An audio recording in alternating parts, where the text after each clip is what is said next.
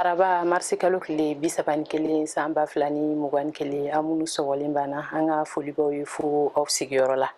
Sefa wari miliyari 1 ani miliyɔn 800 dira Tomotu ma k'o kɛ ɲɛjicɛ wari ye u ka maba kaburu tiɲɛni na. Ɲaw ka kunnafoni kɛnɛ sigilen. MINUSMA ye jalaki bin Barikani kan siwili fagaliko la Bunti. Diɲɛ tɔnba bolofara min ɲɛsinnen don basigi sabatili ma Mali kɔnɔ n'a bɛ wele tubabukan daɲɛsurun na ko MINUSMA.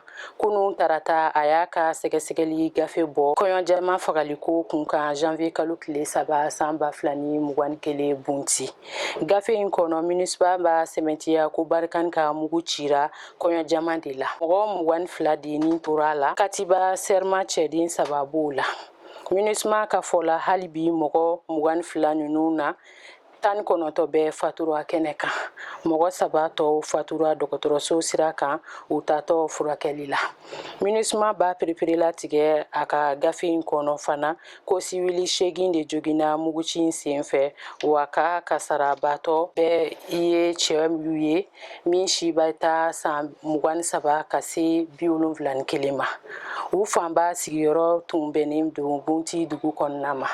MINUSMA b'a ɲini Mali ɲɛmɔgɔw ni Faransi ɲɛmɔgɔw fɛ u ka sɛgɛsɛgɛliw sigi sen kan walasa ka nin ko in tɔ bɛɛ perepere latigɛ ani ka jateminɛ kɛ a kɔlɔlɔ bɛ se ka kɛ min ye Bunti sigidalamɔgɔw yɛrɛ kan. MINUSMA ka gafe in bɔlen Faransi mako bila dagagirinna. A ka minisiri min ɲɛsinnen don lakanako ma o bɔra ka dantigɛli kɛ. O min kɔnɔna na Florent Parly y'a jira k'ale ma diɲɛ ni MINUSMA ka nin jalakili ye wa ko Faransi b'a jɔyɔrɔ kelen na. Sabula ko Barikani ye muguci min kɛ janvier kalo tile 3 tɛmɛnen a ma ɲɛsi mɔgɔ si ma ni kojugubakɛlaw tɛ. Ka kɛɲɛ ni Tomotu maba kaburu cili ye kojugubakɛlaw fɛ san 2012 kɔnɔna na kunun tarata marsi kalo tile 30 san 2021 sefa wari miliyari 1 ani miliyɔn 800 kɛra ɲɛjicɛ wari ye ka di marabolo ɲɛmɔgɔw ma. A dira fɛn fɛ min ka baara ɲɛsinnen don mɔgɔ tɔɲɔnenw ɲɛji cɛli ma ni diɲɛ kirisoba ka yamaruya ye.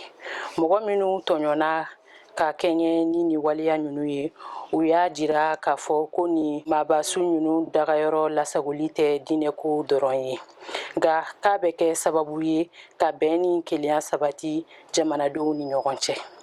U ka fɔla ni waliju 333 minnu taɲana u bɔra siya caman de kɔnɔ Mali la wa k'u dagayɔrɔ lasagoli bɛ Tomotu dɔnko ni seko kɔnɔ. Mɔgɔ minnu tɔɲɔna n'u ka hakɛ laseginna u ma u y'a jira ko nin waleya ye olu dusu sumaya. U y'u ka nisɔndiya jira diɲɛma la. Tomotu seko ni dɔnko yiriwaliko bɛ mɔgɔ min bolo o y'a jira ko yɔrɔ minnu tiɲɛna olu dilanni bɛ kɛ sababu ye ka ninkura fiyɛ Tomotu seko ni dɔnko la. Coronavirus bolociw daminɛna bi Mali kɔnɔ kɛnɛya tigilamɔgɔ 5000 hakɛ de bolo bɛna ci gali. Covid bana kunbɛnni hukumu kɔnɔ boloci bɛna daminɛ an ka jamana kɔnɔ bi araba marsi kalo tile 31 san 2021. Boloci kun fɔlɔ bɛna ɲɛsi kɛnɛya tigilamɔgɔ ni mɔgɔ kɔrɔbaw de ma gali. Comité scientifique ka fɔla mɔgɔ 50 kɔ de bolo bɛna ci. Boloci bɛna kɛ tako 2 de ye. A tako fɔlɔ bɛ kɛ bi a filanan bɛ kɛ ni kalo 1 tɛmɛna. Mɔgɔ minnu mana boloci kun fɔlɔ sɔrɔ a ka kan olu ka kun filanan fana sɔrɔ. Nin bɛ dansigi an ka bi kunnafoniw na aw kan bɛ waati wɛrɛ nin kɛnɛ kan.